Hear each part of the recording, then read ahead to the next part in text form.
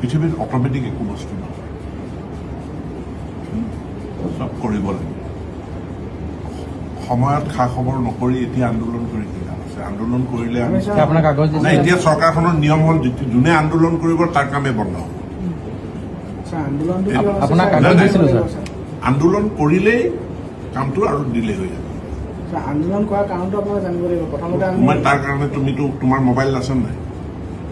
আছে নেকি? তো হোৱাটছএপতে কিয় কৰিব নোৱাৰা? আপোনাৰ নম্বৰ আছে, আমি কেনেকৈ পাম? গোটেই পৃথিৱীখনে পায়, তোমাৰতো কিয় নাই? মোৰতো কোৱা কাগজ দিছো লগ পাই বুলি। আৰু আন্দোলন কৰিলে 3 মাহলৈ কাম বন্ধ হ'ব, 3 মাহৰ পাছতহে আমি আকৌ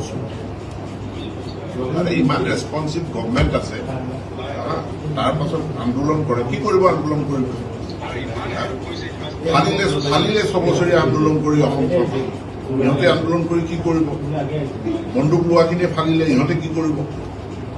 CM-এটো গম পালে একদম বন্ধ কৰি থৈ যাব।